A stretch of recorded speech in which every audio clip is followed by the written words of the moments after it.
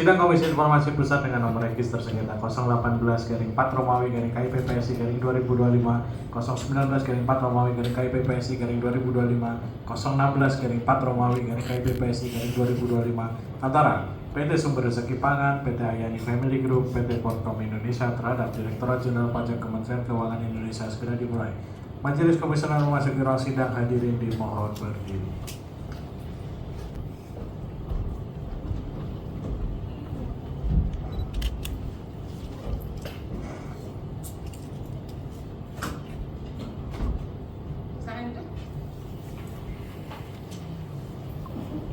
Selamat sore dan salam sejahtera. Sidang Komisi Informasi Pusat dengan nomor register 016-3 Romawi KIP PSI 2025 antara PT Porkom Service Indonesia terhadap Direktorat Jenderal Pajak Kementerian Keuangan. Kemudian register 018-4 Romawi KIP PSI 2025 antara pemohon PT Sumber Rezeki Pangan terhadap termohon Direktorat Jenderal Pajak Kementerian Keuangan, dan register 019-4 Romawi KIP PSI 2025 antara PT Ayani Family Group terhadap termohon Direktorat Jenderal Pajak Kementerian Keuangan pada hari ini Rabu 30 Juli 2025. Dengan ini dibuka dan terbuka temui. Silakan para pihak menempati tempat yang sudah disediakan.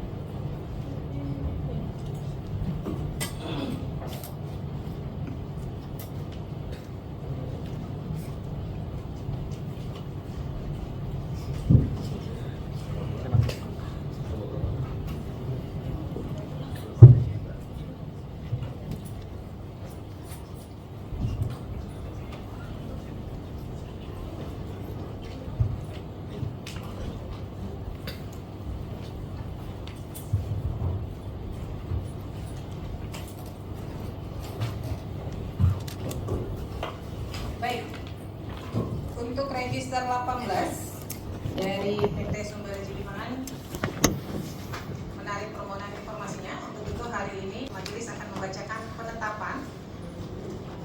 Saya akan bacakan langsung. Penetapan nomor 018-4 Romawi KIP PS-A-PNTP 2025. Komisi Informasi Pusat yang memeriksa dan memutus sengketa informasi publik nomor 018-4 Romawi KIP PSI 2025 membaca: 1.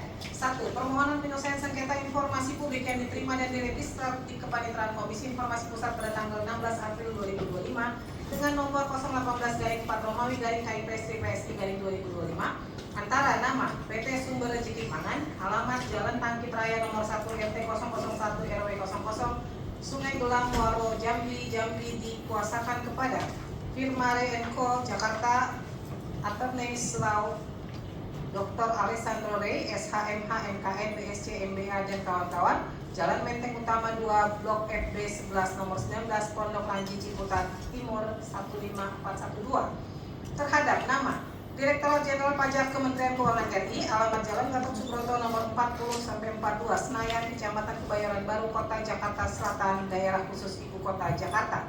2.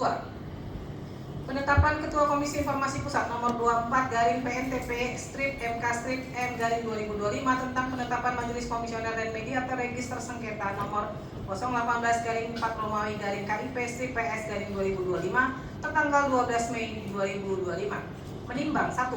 Bahwa proses penyelesaian sengketa informasi publik akuo dalam proses adjudikasi non litigasi. 2. Bahwa pemohon mengajukan surat pencabutan penyelesaian sengketa informasi publik kepada Ketua Majelis Komisioner melalui surat tertanggal 16 Juni 2025 dengan alasan bahwa permohonan informasi yang dimohonkan sudah tidak relevan dengan kondisi di lapangan, sehingga pemohon informasi menyatakan mencabut permohonan informasi yang telah diregister di KIP dengan nomor 018-4 Romawi KIP PSI 2025.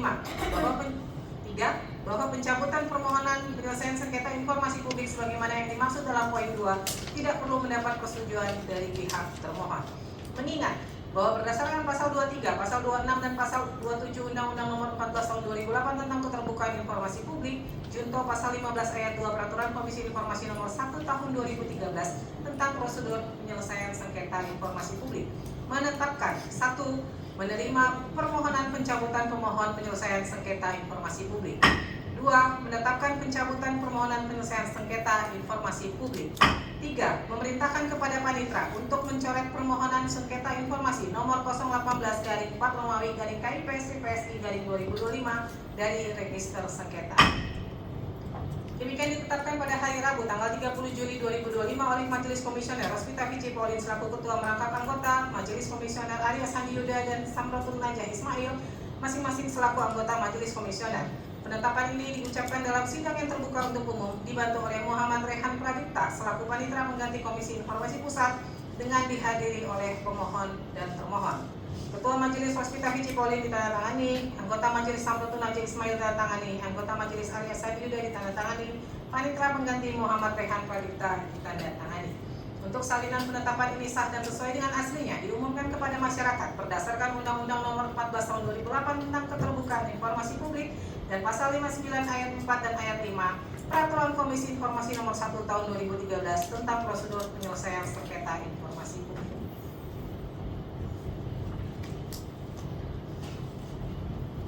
Baik, selanjutnya kita masuk kepada register 016. Untuk register 016 ini catatannya saya meminta kepada pihak pemohon untuk melakukan uji konsekuensi. Sudah dilakukan? Sudah. Bisa disampaikan ke majelis dokumennya?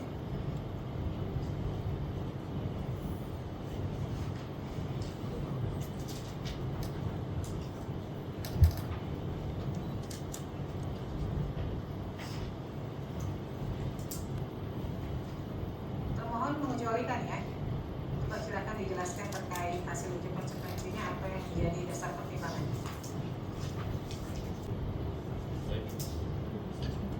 Oke. Baik, terima kasih Majelis Komisioner.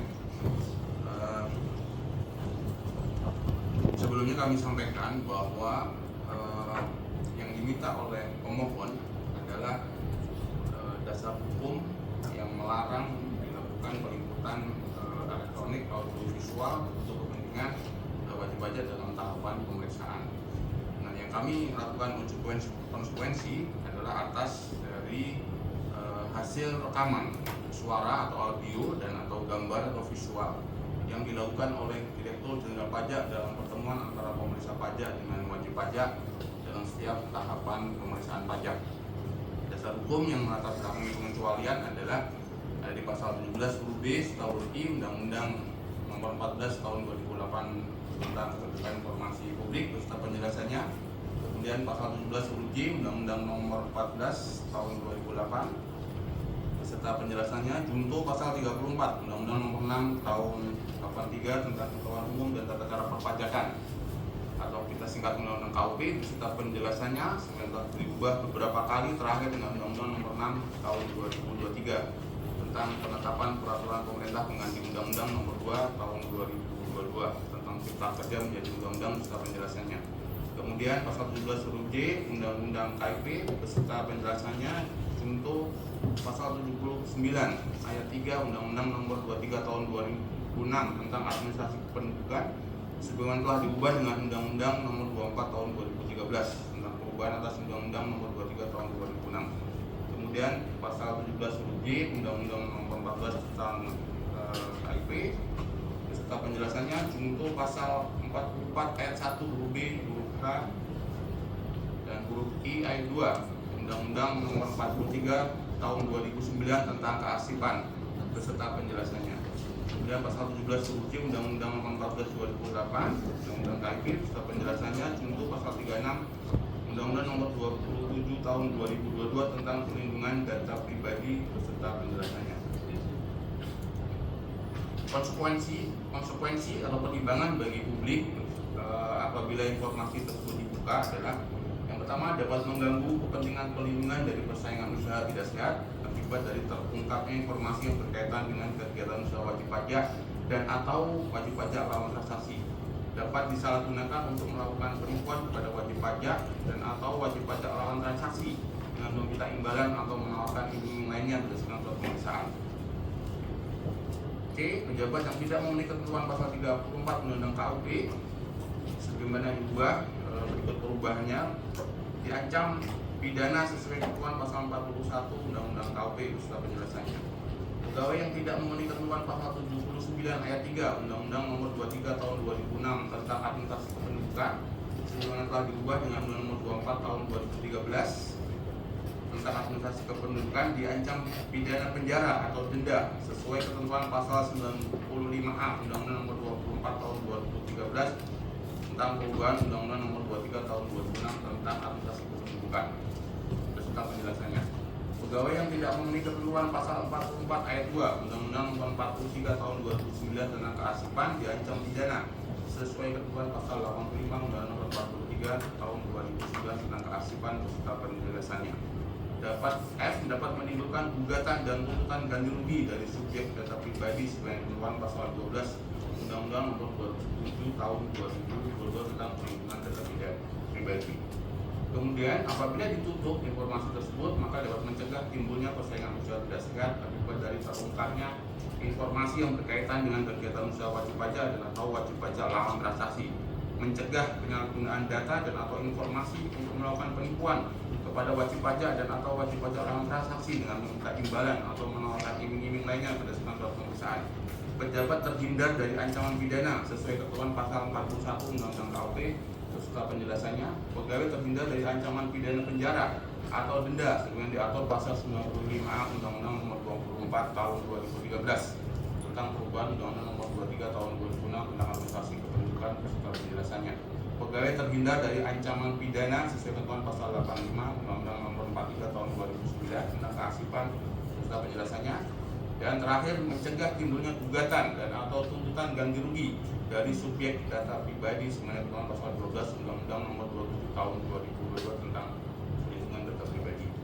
Demikian Majelis yang Mulia, uji konsekuensi yang dilakukan oleh PPID pelaksana berbasis satu DJP beserta dengan PPID Kementerian Keuangan.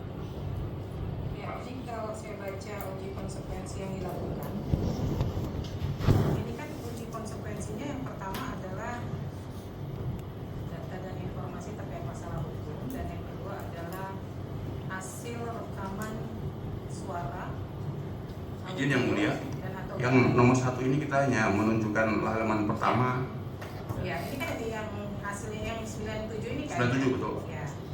Maka tadi saya baca nih hasil rekaman suara, audio dan atau gambar visual yang dilakukan oleh Direktorat Jenderal Pajak. Sementara permohonan informasinya adalah apa yang menjadi dasar hukum wajib pajak dilarang melakukan, merekam dan melakukan peliputan elektronik secara audiovisual. Harusnya item ini yang dilakukan uji konsekuensi. Kan di sini kalau di surat jawaban dari termohon ada menyampaikan nih, salah satunya dalam hal melakukan peliputan maupun perekaman suara, audio dan gambar visual oleh selain petugas DJP, maka 1. data dan atau informasi wajib pajak, 2. data dan sebagainya tidak dapat terjamin keamanan dan kerahasiaannya. Nah, ketentuan yang disampaikan oleh termohon ini termuat di mana? Ini yang dilakukan uji konsekuensi sebenarnya. Kalau ini kan sudah hasil ya, dan hasil itu adalah hasil rekaman yang dilakukan oleh Dirjen Pajak, sementara bukan itu yang diminta. Yang diminta adalah saya nih di ruang sidang ini saya mau melakukan perekaman. Ada nggak dasar hukumnya? Ada nggak ketentuan yang mengatur itu? Nggak boleh. Gitu. Yang boleh hanya misalnya pihak terkait DJP di sini ya. Nah, hanya boleh petugas DJP yang melakukan perekaman, gitu kan? Nah, kenapa? Itu ada nggak dasar hukum yang mengatur ini? Gitu. Apakah peraturan menteri, apakah peraturan kepala gitu dan sebagainya. Jadi ini yang sebenarnya dilakukan uji konsekuensi. Kalau ini kan hasil yang dihasilkan oleh DJP. Baik, sepemahaman kami yang mulia, uji konsekuensi itu maaf saya ulangi bahwa dasar hukum itu karena sifatnya publik ya, sudah diketahui publik, sudah diundangkan atau apapun itu sudah tidak perlu lagi dilakukan uji konsekuensi. Dan pertanyaan dari pemohon terkait dengan dasar hukum dilarangnya melakukan perekaman dalam tahapan pemeriksaan sudah kami sampaikan dalam surat-surat kami dari Kementerian Pertanian. Itu di undang-undang atau di peraturan selain undang-undang? Di undang-undang Kami kutip undang-undang ada, di peraturan pun ada. Undang-undangnya pasal berapa? Coba? Pasal 34 Undang-Undang KUP. Undang-Undang Nomor 6 Tahun 83 berikut perubahannya. Apa itu bunyinya coba? Pasal 34 ayat 1 dan ayat 2. Setiap pejabat dilarang memberitahukan kepada pihak lain segala sesuatu yang diketahui atau diberitahukan kepadanya oleh wajib pajak dalam rangka jabatan atau pekerjaannya untuk menjalankan ketentuan peraturan perundang-undangan perpajakan. Ayat 2-nya, larangan sebagaimana dimaksud pada ayat 1 berlaku juga terhadap tenaga ahli yang ditunjuk oleh Dirjen Pajak untuk membantu dalam pelaksanaan ketentuan peraturan perundang-undangan. Bunyi undang-undang ini memang yang mulia tidak letterless menyebut larangan perekaman. Namun ketika proses pemeriksaan, apabila itu dilakukan perekaman oleh selain DJP, sementara dalam proses pemeriksaan itu ada informasi yang tidak hanya wajib pajak tersebut, ya, tapi juga wajib pajak lain yang merupakan lawan transaksi dari wajib pajak tersebut, itu akan terungkap dalam proses pemeriksaan.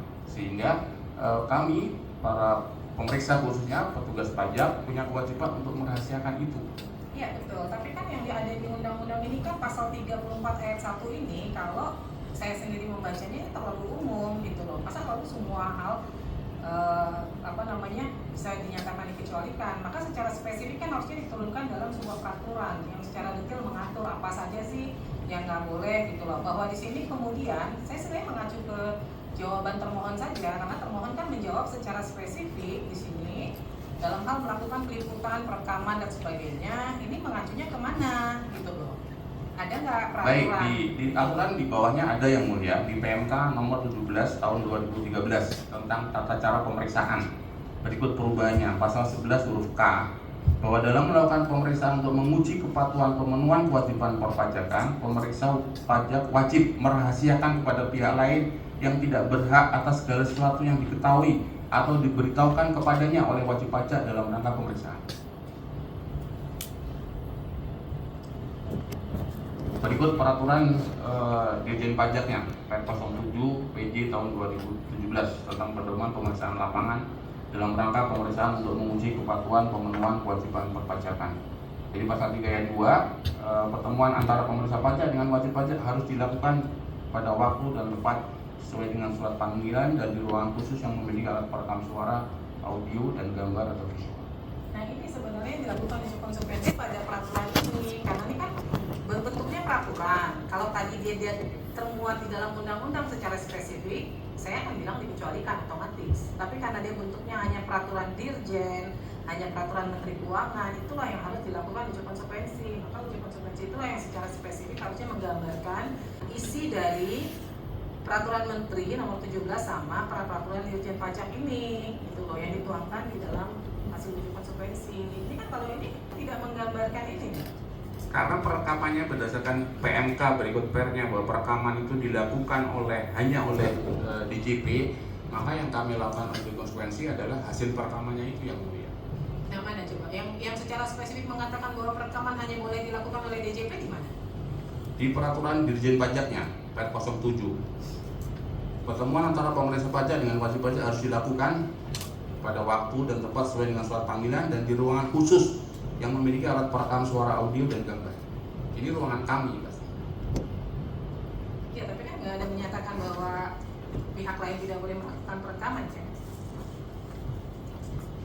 Saya sebagai pihak terkait gitu loh. Kalau misalnya, saya diam-diam melakukan perekaman, kan sekarang zaman teknologi kan kita bisa naruh di mana aja alat perekam kan, di badan kita pun tanpa diketahui kan bisa. Kalau tiba-tiba misalnya saya merekam tanpa diketahui, gitu. Ada nggak sanksi yang bisa dikenakan? Diatur nggak ada sanksi? Nggak ada juga pasti kan? Nah itu maksud saya, itu turunannya ini, turunan dari sebuah peraturan yang secara spesifik harusnya menggambarkan. Maka karena itu tidak ada di dalam undang-undang, itulah yang diuji konsekuensi. Kenapa? Ada larangan nggak bahwa tidak boleh wajib pajak dilarang melakukan perekaman?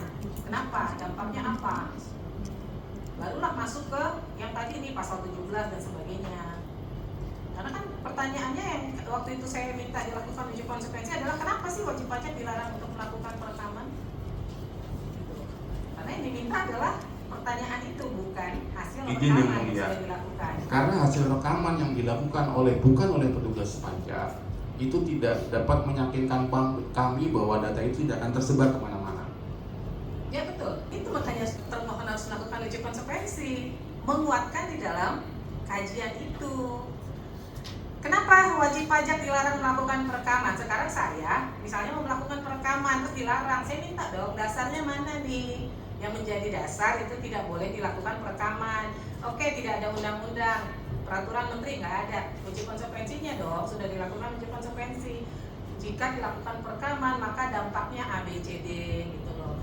Dampaknya informasi yang ini akan tersebar keluar dan sebagainya, itu fungsinya uji konsekuensi, sehingga majelis mempunyai gambaran nih secara detail kenapa kemudian seorang wajib pajak tidak boleh melakukan perekaman. Karena kan di sini hanya menggambarkan yang boleh melakukan perekaman dari DJP. Oke, sekarang kenapa masyarakat nggak boleh? Kenapa? Saya sebagai wajib pajak kenapa? Dampaknya apa nih kepada publik itu? Sekarang kan badan publik harus mempertanggungjawabkan kepada publik. Kenapa saya seorang wajib pajak nggak boleh melakukan perekaman itu apa sebabnya? Gitu. Nggak ada di sini kan? Yang ada yang nggak boleh. Kalau saya membaca di nomor 97 ini bahwa kita wajib pajak atau masyarakat nggak boleh nih minta hasil rekaman suara yang dilakukan oleh DJP, ya kan? Itu yang digambarkan di sini nih. Hasil rekaman audio yang dilakukan oleh DJP dalam pertemuan. Nah, kalau saya sebagai wajib pajak yang mau melakukan perekaman bagaimana?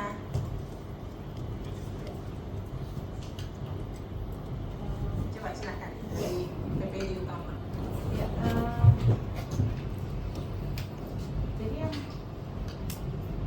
jadi yang diminta oleh pemohon mengulangi kembali, mohon izin komisioner, adalah dasar hukum kenapa wajib pajak tidak boleh melakukan perekaman pada saat pemeriksaan. Apakah dengan masukan yang disampaikan oleh komisioner berarti kami harus melakukan pengujian konsekuensi atas dasar hukum yang sebetulnya termasuk informasi yang wajib diketahui oleh publik seperti itu? Bukan, sekarang kan di sini berdasarkan uji konsekuensi yang saat ini dilakukan, pengertiannya adalah yang boleh melakukan perekaman hanya DJP, ya kan? Wajib pajak nggak boleh. Ketika hanya DJP yang boleh melakukan, berarti kan informasi rahasia dong, masuk kategori rahasia kan? Informasi mengenai Hasil rekaman itu, iya, ya betul kan? ya, yang tadi Ya. DJP tidak wajib pajak tidak boleh nih ketika hadir dilakukan pemeriksaan, dia nggak boleh merekam. Nah, kalau saya menganalogikan saya sebagai wajib pajak, saya mau nanya mana dong yang menjadi dasar bahwa saya tidak boleh merekam, gitu loh. Ada nggak yang menjadi pertimbangan sehingga yang boleh merekam itu memang hanya DJP? Ini masuk nanti unsur yang kesininya dia akan nyambung masuk ke sini, tetapi itulah yang perlu dilakukan uji konsekuensi.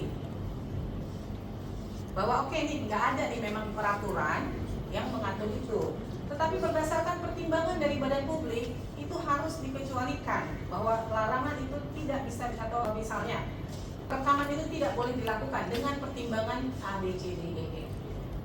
Itu yang perlu dilakukan uji konsekuensi. Mohon izin bertanya, Ya. kalau kita perhatikan tabel dari lembar pengujian konsekuensi itu judulnya adalah di kolom kedua berisi informasi tertentu yang akan dikecualikan. Berarti yang akan menurut komisioner yang perlu PPID lakukan pengujian konsekuensi adalah informasi mengenai aturan larangan wajib pajak untuk melakukan perekaman dalam proses pemeriksaan wajib pajak, seperti itu kan? Iya, wajib pajak. Jadi dia di sini di informasi, ya sini ya, kolom sini maksudnya ya. Iya. Larangan bagi wajib pajak untuk melakukan perekaman dan peliputan elektronik, ya, secara audiovisual. Ini itu baru masuk ke penjelasan isinya nih yang menjadi kajiannya. Kenapa kemudian wajib pajak itu memang dilarang? Mengacu kepada tadi ada permennya, mengacu kepada peraturan dirjen dan sebagainya, begitu, bahwa itu hak yang dibolehkan hanya DJP misalnya begitu. Itu. Jadi berisi informasi tertentu yang akan dikecualikan, maka dia harus secara spesifik membunyikan apa sih sebenarnya yang akan dikecualikan. Kalau ini kan kalau saya membaca, kalau termohon menjelaskan kepada saya paham. Tapi kalau orang lain yang membaca yang tidak paham, dia hanya akan mengartikan ini bahwa ya nggak boleh hasil rekaman dari yang dibuat oleh DJP gitu. Ya, jadi yang tidak ada undang-undangnya, yang mungkin tidak ada peraturannya, tapi menurut termohon itu dikecualikan, itu yang perlu dilakukan uji konsekuensi. Dari siapa? Ya, terima kasih Ibu. Sederhana aja untuk termohon. Seandainya wajib pajak ingin melakukan perekaman, itu kira-kira boleh nggak? Tidak boleh. Ada ketentuannya nggak? Jadi kita terjemahkan jadi biar lebih enak. Ada ketentuannya. Ketentuan. Kalau nggak ada ketentuan, berarti boleh. Ketentuannya yang mengatur yang boleh merekam itu hanya petugas pajak. Ada ketentuannya. Ada di pernya. Di pernya. Iya. Sekarang kalau misalnya saya ke pemohon, kira-kira ketentuan itu sudah disampaikan? Sudah. Pemohon, kira-kira kalau dengan ketentuan itu bisa? Karena saya lagi ternyata beberapa pertanyaan pemohon kepada Kemenkyu memang agak-agak simpel ya, agak simpel tetapi perlu ditanggapi. Kalau seandainya peraturan itu disampaikan sebegitu, kira-kira bisa dipahami? Izin majelis, sangat tidak bisa dipahami. Kenapa majelis? Karena ketika ini berdasarkan fakta empirik majelis ya. Ketika pemohon dilarang merekam, termohon juga tidak bersedia memberikan hasil rekamannya. Ini persoalan. Lalu pemohon bertanya lagi, kalau termohon tidak mau memberikan hasil rekamannya, maka izinkan pemohon untuk merekamnya. Ya, untuk kepentingan pemohon, kontrol sosial, edukasi. Nah, itu pemohon perlu dan untuk introspeksi bagi pemohon sendiri. Jadi tidak jelas kenapa dilarang. Dan memang normanya majelis tidak ada yang mengatur secara tegas itu dilarang. Kalau itu tadi peraturan tadi itu disebutkan hanya perekam, hanya apa ketentuannya? Bahwa proses pemeriksaan itu dilakukan di suatu ruangan yang tersedia alat perekam audio dan visual. Berarti kan ini mewajibkan DJP untuk melakukan perekaman. Tapi jangan dibalik, kalau nggak diatur jadi berarti boleh, ya kan? Nah itu mungkin itu termohon, artinya benar kata ketua tadi, kalau segala sesuatu yang nggak ada, yang nggak boleh, itu harus ada dasarnya. Nah kalau nggak ada dasarnya berarti boleh harusnya, logikanya gitu. Tapi kalau memang ini nggak boleh, ada nggak, maka perlu dilakukan. Kenapa itu nggak boleh? Atau kenapa itu tidak? Memang kalau dianalogikan dengan informasi itu boleh disampaikan, kan memang uji konsekuensi. Nah itu yang kalau Kemenkyu bisa membuat peraturan dan berlaku ini, ya mungkin itu menjadi salah satu solusi. Jadi memang ketentuan itu diterjemahkan, jangan diterjemahkan orang lain sama dengan apa yang mendasari kita, ya kan? Nah memang kan kalau badan publik kan kalau untuk membuat kebijakan publik harus melihat dari analisa segala sisi kan, dari unsur sosialnya, hukumnya, dari ini. Nah kalau memang misalnya permintaan ini kalau nggak ada peraturan berarti boleh dong logikanya, karena mereka juga kalau pemohon juga untuk apa nih hasil rekaman gitu ya, kali pemohon ya, untuk apa nih hasil rekaman mereka yang dilakukan oleh kantor pajak. Nah itu mungkin perlu dikelirkan dengan kacamata yang sama, ya kan? Karena kita kan sama-sama sebetulnya dari yang wajib pajak juga perlu haknya dia untuk memperoleh informasi yang jangankan gitu sekarang sidang ini saja kan terbuka. Terus pemohon juga, kalau tadi ada beberapa pemohon bisa dilihat itu bisa merekam sendiri, ya kan? Nah kembali lagi kalau nggak bisa harus ada peraturan lah. Itu tadi yang kata ketua, kalau nggak ada peraturan lakukan uji konsekuensi. Kenapa itu tidak boleh dan kebetulan tidak ada terpenuhi rekamannya peraturannya. Kalau itu pasti ada irisan lah dengan uji konsekuensi yang tadi, karena kacamatanya hasil rekaman kan. Kalau pemohon hanya minta mana regulasi, mana dasar hukum yang mengatakan nggak boleh merekam, gitu kan pemohon, benar ya? Betul, lanjut. Jadi itu barangkali bukan barangkali ya, supaya terjawab. Kalau ini jawabannya beda dengan yang diharap. Mereka harapan kalau nggak boleh, itu mana peraturannya?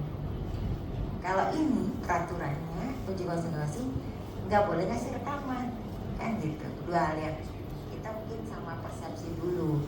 Nah bukan mungkin. Yang tadi pendapat ketua itu menjadi bagian tindak lanjut yang sebagai solusinya. Terima kasih. Baik, dari majelis mana? Ya, jadi saya tegaskan lagi, ini saya membaca peraturan Dirjen Pajak ini berulang-ulang nih saya baca untuk memaknai poin B-nya di ruangan khusus yang memiliki alat perekam suara dan gambar, gitu kan. Nah, kalau saya memaknainya itu menjadi hak dari DJP ketika melakukan pemeriksaan harus ada alat perekam, ya kan, dan gambar. Tapi tidak secara spesifik kemudian mengatakan ya itu nggak orang pihak lain yang diperiksa nggak boleh merekam, itu nggak tergambar di situ. Gitu, maka majelis kan memerintahkan, ini nggak ada loh. Majelis sendiri membacanya, saya sendiri membacanya belum tergambar secara spesifik. Maka kami memerintahkan silahkan lakukan uji konsekuensi terkait ketentuan untuk melakukan perekaman atau peliputan bagi wajib pajak, larangan untuk melakukan peliputan atau perekaman bagi wajib pajak pada saat dilakukan pemeriksaan. Ya, nanti kemudian itu menjadi dasar bagi kami untuk menelaah nih, untuk melakukan uji publik sejauh mana kemudian pengecualian informasi yang dilakukan oleh termohon itu memang akan lebih banyak modalnya daripada manfaatnya ketika itu dibuka kepada publik, gitu ya. Nanti silahkan dimasukkan. Jadi sekali lagi mengacunya kepada kesini ketentuan ya untuk melakukan bagi wajib pajak untuk melakukan perekaman atau peliputan ya, sehingga itu harus dikecualikan. Itu menjadi apa yang menjadi pertimbangan dari pihak termohon gitu. Ya, seminggu cukup nggak? Cukup ya, kalau uji konsekuensi itu ya.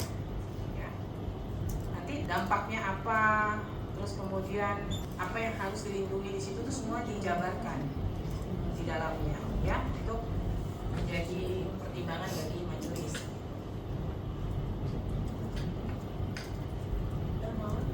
Sama nih persepsinya nih dengan ketua. Sama nih ya, sama ya, clear ya. Baik, baik. Jadi nanti bagian kolom kedua ini pokoknya isinya adalah ketentuan ya. Apa yang menjadi dasar ketentuan atau informasinya adalah ketentuan untuk melakukan perekaman atau peliputan bagi wajib pajak. Ini larangan kan, larangan untuk melakukan perekaman gitu.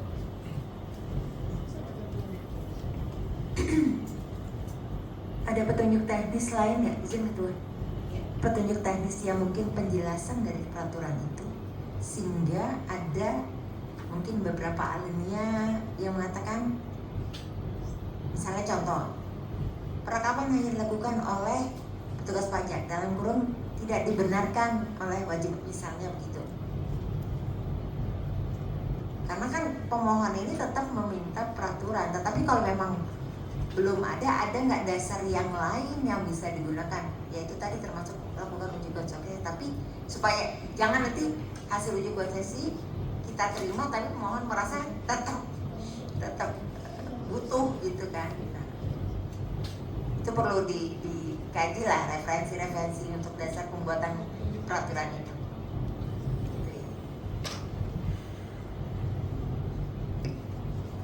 Secara letterbox mungkin tidak ada seperti itu. Tapi izin kalau boleh menyampaikan kepada majelis yang mulia, sebetulnya sebagai mungkin yang pemohon ataupun siapapun ketika melihat bahwa seperti bunyi PMK-nya lah gitu kan. Jadi dalam melakukan pemeriksaan untuk menguji kepatuhan, pemeriksa wajib merahasiakan kepada pihak lain yang tidak berhak atas segala sesuatu yang diketahui atau diberitahukan kepadanya oleh wajib pajak dalam rangka pemeriksaan. Ini pun dengan mekanisme apapun gitu ya. Jadi merahasiakan itu kan dalam arti apapun yang disampaikan, kami petugas pajak, pemeriksa pajak berusaha untuk menyimpan apapun yang disampaikan oleh pemeriksa. Ya kan? Jadi yang disampaikan oleh wajib pajak kepada kami pemeriksa gitu ya.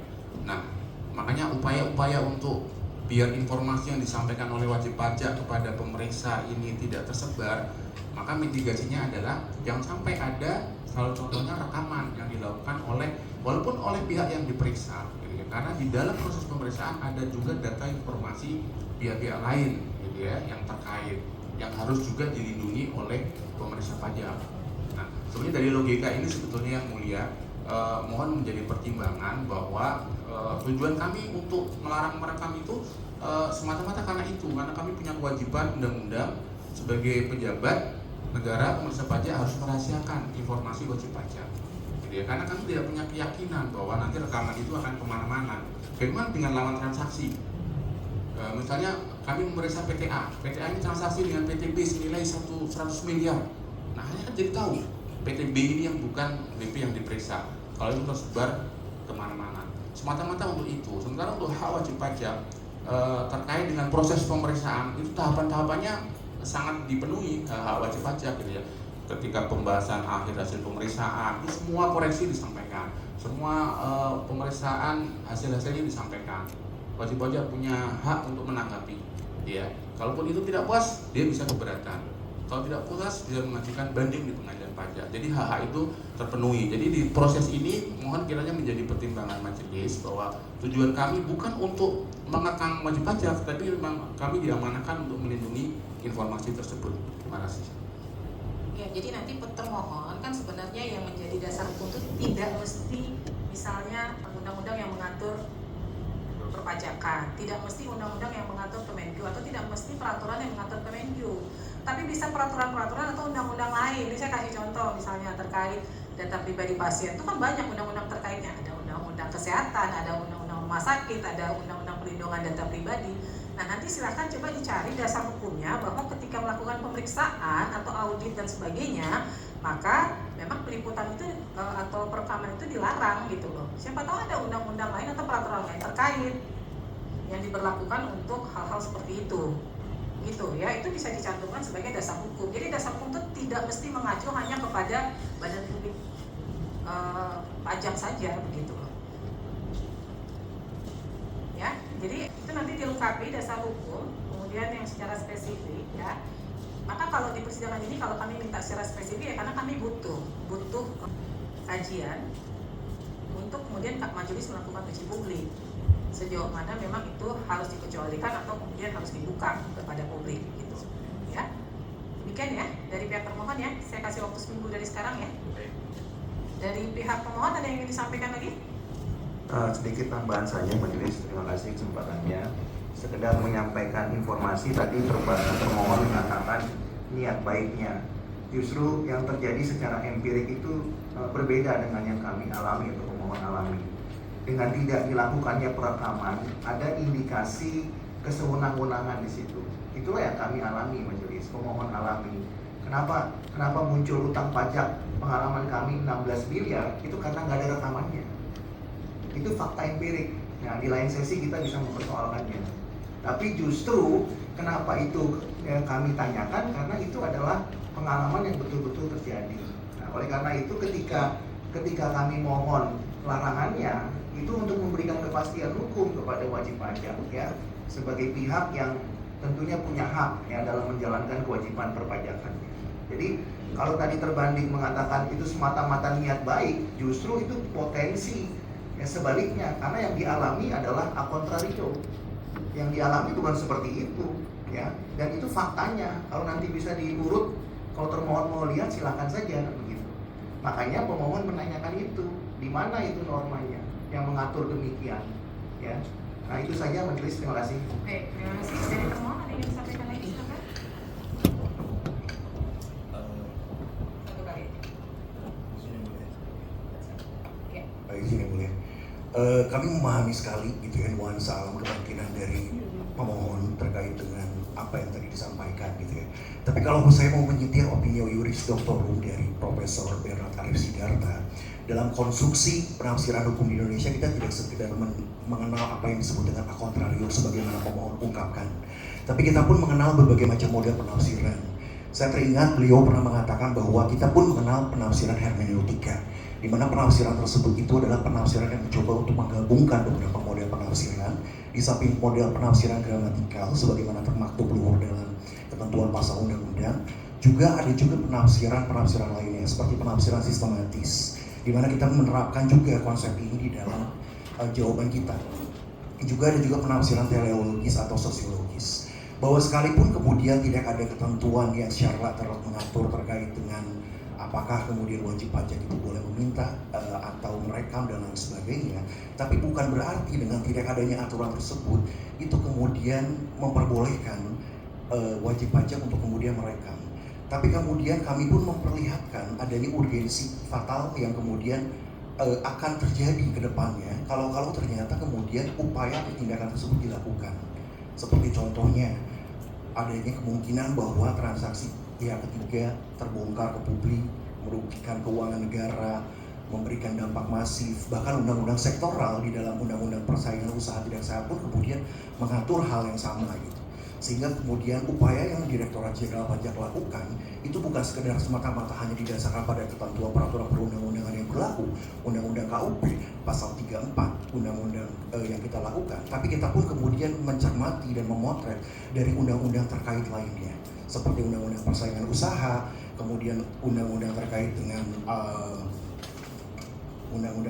perlindungan data pribadi gitu. Sehingga kami ingin menegaskan lagi, kalau kita kemudian bersama-sama membaca jawaban dari kami hanya ingin menekankan bahwa ada beberapa model penafsiran sistematis yang sudah kami utarakan di halaman pertama dan halaman kedua, khususnya terkait dengan Undang-Undang KUP di pasal 34 ayat 1 dan ayat 2 yang kemudian mengamanatkan adanya kerahasiaan kami sebagai pejabat publik untuk kemudian merahasiakan informasi terkait dengan perpajakan yang kemudian ini berkorelasi legis dengan sistematis interpretatif dari Undang-Undang 27 2022 tentang perlindungan data pribadi. Ketika kemudian data pribadi tersebut itu terungkap ke publik, maka itu ada potensi untuk timbulnya perbuatan melawan hukum sebagaimana diatur dalam pasal 65 ayat 2. Dan kemudian sebagaimana diamanatkan oleh Wethaver atau pembentuk undang-undang, PMK 17 2013 pun kemudian mengungkapkan pemaknaan lebih lanjut di pasal 11 huruf K sebagaimana sudah kami ungkapkan, bahwa dalam melakukan pemeriksaan untuk menguji kepatuhan pemenuhan kewajiban perpajakan, pemeriksa pajak wajib merahasiakan kepada pihak lain. Bahwa kemudian kami sebagai pejabat publik saja wajib untuk merahasiakan, padahal undang-undang saja sudah mengatur kewenangan untuk kami. Apalagi kemudian ketika informasi tersebut itu diperoleh atau kemudian bisa secara bebas dikonsumsi oleh wajib pajak, apakah kemudian ada jaminan ke depannya bahwa informasi tersebut tidak akan disalahgunakan atau kemudian terbuka lewat ruang publik gitu. Bahkan undang-undang terkaitnya pun belum tentu mampu untuk mengakomodir hal tersebut gitu. Jadi sekali lagi mungkin kami hanya ingin menegaskan bahwa betul, kalaupun memang ANSI dikatakan belum ada ketentuan yang mengatur wajib pajak untuk kemudian boleh melihat atau melakukan aktivitas perekaman, tapi kami pun mengandalkan beberapa model penafsiran berdasarkan ketentuan peraturan perundang-undangan yang berlaku dalam tingkat paradigma hukum untuk melindungi konstitusi Republik Indonesia. Terima kasih. Baik, terima kasih ya. Memang kalau kita bicara hukum tafsirnya itu bisa banyak hal ya. Maka tadi saya selalu menekankan dia harus secara spesifik. Ketika itu tidak tergambar ya maka itulah pentingnya dilakukan yang namanya uji konsekuensi kalau badan publik mau mengecualikan sebuah informasi ya, bahwa belum ada peraturan karena gini, di era keterbukaan informasi ini kita nggak bisa sekarang mengatakan oh ini nggak bisa diberikan nih, ini dampaknya begini. Pasti kita punya alasan kenapa kita nggak bisa memberikan, itu pasti. Tapi kita harus punya dasar. Jadi minimal kita punya SOP yang mengatur kenapa itu tidak boleh diberikan. minimal SOP kita harus punya. Jadi kalau misalnya kita memberikan larangan A, B, C, D, mana dasar yang mengatur itu mana? Itu harusnya ada. Bahwa dasarnya di sini sudah diberikan, baik itu peraturan Menteri Keuangan dan sebagainya, masih secara umum tidak tergambarkan di situ larangan untuk melakukan peliputan dan sebagainya. Itu yang makanya saya bilang lakukan saja uji konsekuensi. Berdasarkan hasil uji konsekuensi itu nanti kami akan menganalisis dan kemudian melakukan uji publik begitu. Sejauh mana dampak dari akses yang diberikan kalau itu ada peliputan gitu ya. Demikian ya. Jadi silakan saja lakukan uji konsekuensi untuk menjadi bahan kajian bagi majelis dan bahan untuk melakukan uji publik terkait informasi yang menurut termohon itu masuk kategori informasi yang rahasia begitu ya. Demikian ya. Jadi yang untuk register 16 cukup, saya lanjut ke register 19 ya. Ini saya minta kepada pemohon untuk melakukan cross check di emailnya ya terkait surat yang dikirimkan oleh permohon. Ada nggak? Diterima nggak suratnya? Kami sudah cek majelis, ini kami sampaikan kepada majelis buktinya bahwa tidak ada email masuk majelis. Ini kami sampaikan ke majelis. Permohon kemarin di emailnya ada di surat sampaikan majelis. Dikirim email gitu. Sudah yang mulia. Sudah ada ya, Panitra udah ada belum? Dikirim emailnya.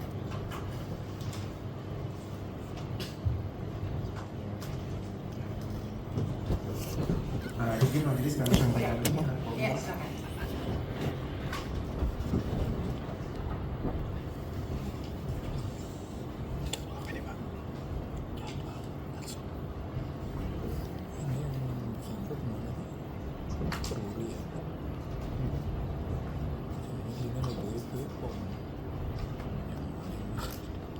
Pusing deh, campur.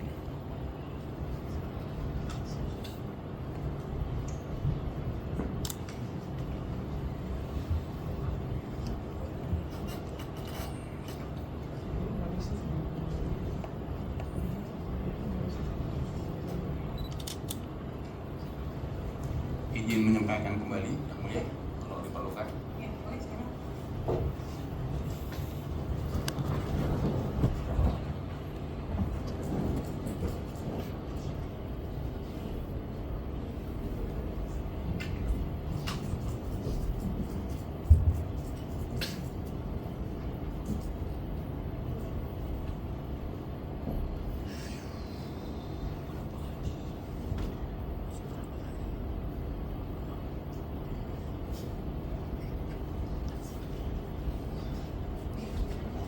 Ada email yang bisa ditunjukkan nggak?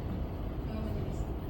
Emailnya bisa ditunjukkan langsung. Izin yang mulia, by system, jadi menggunakan aplikasi IPPID yang otomatis terkirim ke emailnya pemohon.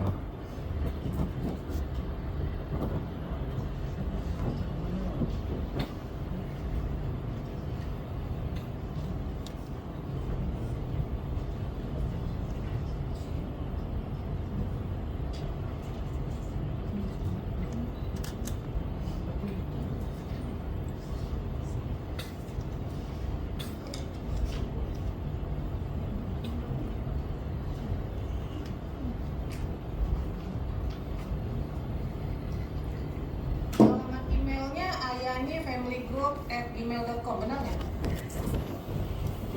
Alamat emailnya.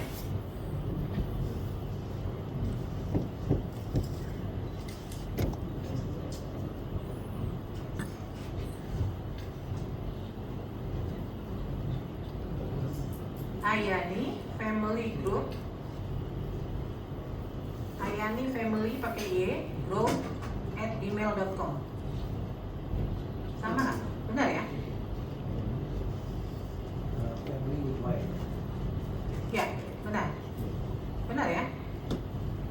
Ini 11 Maret 2025 jam 14.55.20 berhasil terkirim. Tanpa spasi majelis. Iya, tanpa spasi. Coba satu orang ke sini deh, coba cek. Benar nggak?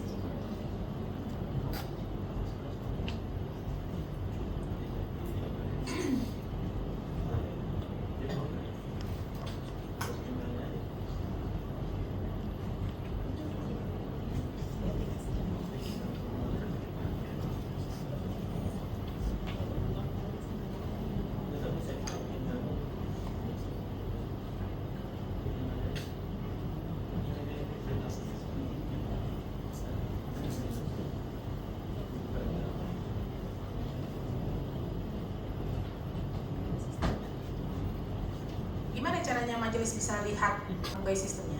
Dibuka. Bisa nggak dibuka? Cik? Izin kami minta tolong anggota yang instansi sini. Ya.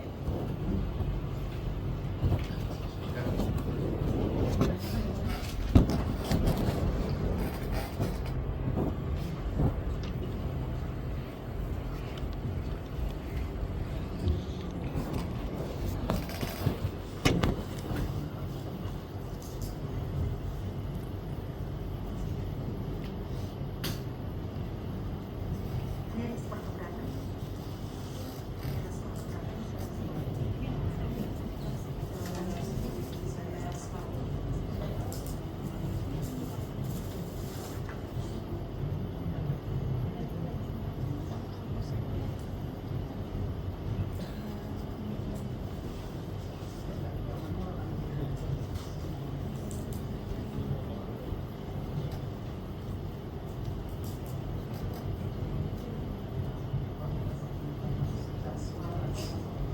Segera di restoran kan, restoran terus kerja di edit itu dikirimkan. Coba ya sebentar. Coba dari pemohon formulir jadi banyak dari sistem pokoknya tapi Mas ini coba ini.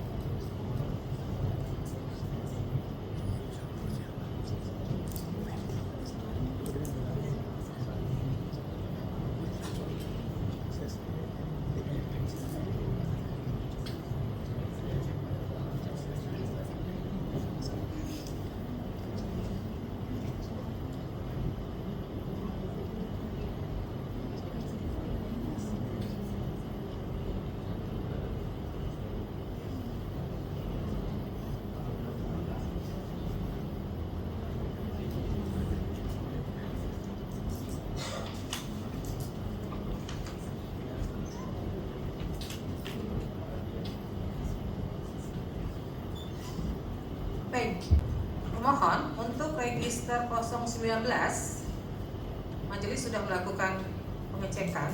Jadi karena dari termohon bisa menunjukkan bukti bahwa itu sudah terkirim, maka kami menganggap trouble-nya ada di sistemnya email pemohon. Nah, berdasarkan hitungan hari, kami menghitung dari tanggal terkirimnya surat oleh termohon di tanggal 11 Maret, seharusnya pengajuan sengketa ke Komisi Informasi paling lambat di tanggal 8 April. Tapi sengketanya masuk di tanggal 22 April, pengajuan sengketa, maka dia kadaluarsa. Untuk itu, untuk register 019 tidak bisa dilanjutkan dan akan masuk kepada putusan sela. Terhadap putusan sela, pemohon dipersilakan untuk mengajukan permohonan informasi ulang. Ya, karena batasan waktu tidak terpenuhi. Gitu. Jadi silakan, karena kami juga pernah mengalami hal seperti ini, trouble di emailnya. Setelah dicek oleh orang IT, ternyata yang trouble di emailnya, email penerima. Maka harus di cross check di email penerima. Kami berdasarkan bukti. Jadi kalau sama saja dengan misalnya pemohon mengirimkan kepada termohon, termohon menyatakan tidak menerima, tapi pemohon bisa menunjukkan bukti bahwa itu telah terkirim, telah berhasil terkirim, maka kami berdasarkan bukti yang ada. Dalam hal ini termohon sudah bisa membuktikan bahwa memang terkirim dan alamat emailnya sesuai, dan yang lain-lain dengan alamat email yang sama juga itu terkirim filenya, dokumennya, suratnya, maka kami mengacu kepada fakta dan bukti yang bisa ditunjukkan oleh pihak termohon. Ya, jadi kami menghitungnya dari tanggal 11 Maret, maka terkait permohonan informasi yang diajukan di tanggal 22 April sudah melewati batas waktu atau kadaluarsa. Ya, demikian ya, mohon ya. Silakan dari majelis ada yang ingin disampaikan? Ya, mungkin ini saran aja Bu Ketua, ya kan, dari beberapa permohonan. Ini mungkin saran aja kamu ini. Pertanyaan permohonannya sederhana sebetulnya. Jadi mungkin rekomendasi saya sebagai majelis lakukan edukasi saja. Dan sebagai pengalaman saya pemohon, saya pernah bertanya, nggak capek, nggak usah pakai permohonan ketik, langsung direspon kok sama Kemendikbud. Misalnya contoh, bagaimana peraturan Menteri Keuangan seperti ini, gimana itu langsung dijawab kok. Artinya mungkin daripada kita bertanya, mungkin kalau ada hal-hal yang tadi misalnya kenapa perhitungan, itu betul. Tapi kalau pertanyaan saya melihat, mohon dimaklumi ya, beberapa pertanyaan apakah dirjen apa pertanyaan sederhana yang mungkin bisa dilakukan via telepon kali ya, via telepon, dan itu pernah saya lakukan gitu. Saya bertanya tentang sesuatu hal yang isi dari ketentuan malah peraturan Menteri Keuangan itu dijelaskan dengan rigid gitu. Itu mungkin saran saja ya ke pemohon, atau mungkin di sisi lain termohon juga melakukan edukasi yang sifatnya lebih jelas ya. Nah, jadi kalau tadi pertanyaan gini, misalnya nih peraturan, ini analogi saja. Kalau di bank itu ketika suaminya meninggal, yang boleh mengambil adalah istrinya. Kalau istri sini mana ketentuannya, boleh nggak istri? Kan jadi begitu analoginya. Ini sekarang edukasi. Sesuatu hal yang bisa diterjemahkan dengan sama persepsi itu mungkin bisa kita terima. Jadi jangan, ini sebagai pemahaman saja, karena sayang energi kita kalau untuk melakukan permohonan informasi sebetulnya bisa dijawab dengan telepon. Dengan telepon ya, kalau nggak salah ada call center ya. Saya pernah merasakan peraturan Menteri Keuangan itu rigid sekali dan dijelas dengan ini. Tapi di sisi lain juga termohon juga ketika memperoleh permohonan informasi ini dilihat juga dari kacamata, jangan samakan pemahaman kita sama pemohon gitu kan. Boleh jadi permintaannya pemohon tadi soal rekaman itu mewakili harapan dari masyarakat juga gitu. Kalau nggak boleh seperti apa, atau kalau nggak boleh dua-dua aja, nggak boleh merekam dua-dua aja. Itu aja bisa. Makasih. Ya. Dari pemohon ada yang ingin disampaikan lagi, silakan.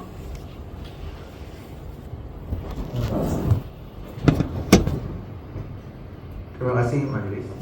Pemohon perlu menyampaikan bahwa email yang digunakan oleh prinsipal itu adalah email yang bersifat umum ya, atau Gmail.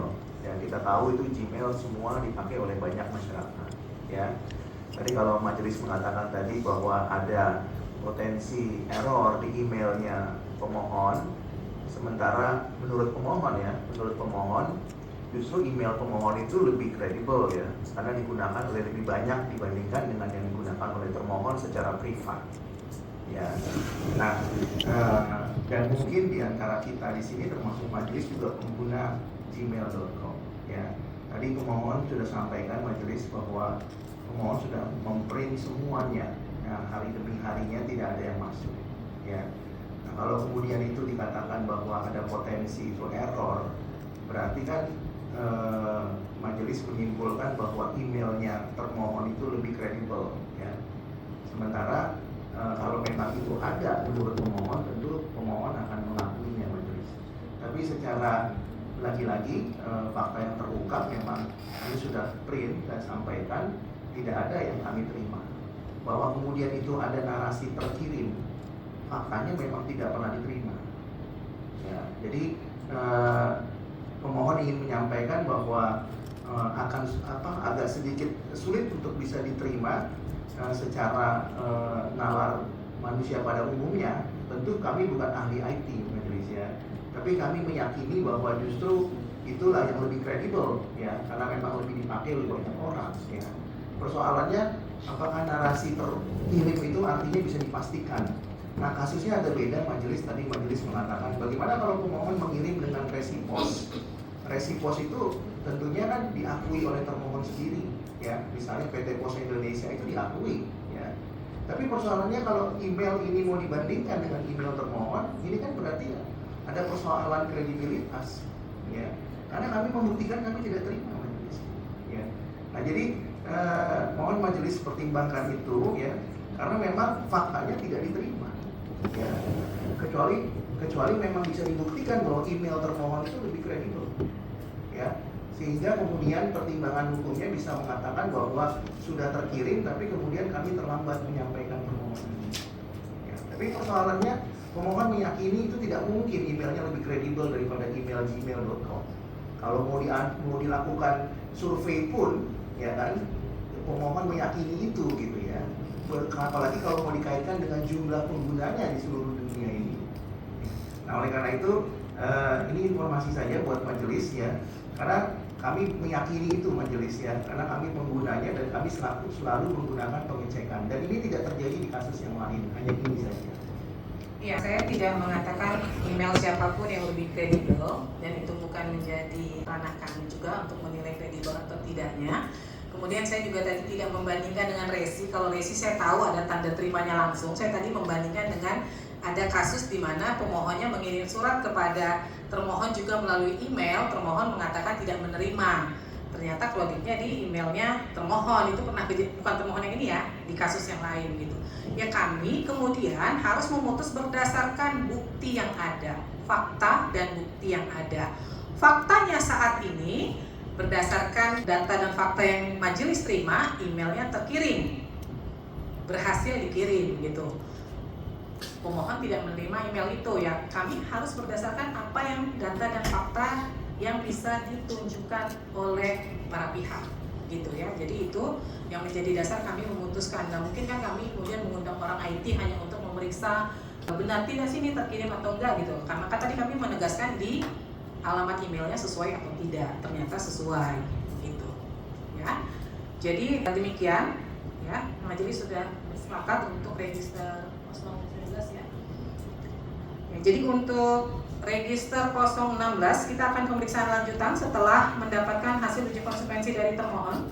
Kemudian untuk register 018 tadi sudah selesai dan akan ditutup, dan untuk register 019 ya akan dilanjutkan dengan pembacaan putusan. Dari termohon ada yang disampaikan lagi? Cukup? Cukup yang mulia, terima kasih. Majelis. Baik. Dengan demikian, sidang Komisi Informasi Pusat dengan nomor register sengketa 016-3-KIP-PSI-2025 antara pemohon PT Botcom Service Indonesia dengan termohon Direktorat Jenderal Pajak Kementerian Keuangan Republik Indonesia akan dilanjutkan dengan pemeriksaan lanjutan. Untuk register 019-4-KIP-PSI-2025 dengan pemohon PT Ayani Family Group akan dilanjutkan dengan pembacaan putusan sela Dan untuk register 18/4 Romawi garing KIPS TPSI garing 2025 dengan ini dinyatakan selesai dan ditutup. Majelis Komisioner meninggalkan ruang sidang hadirin di luar.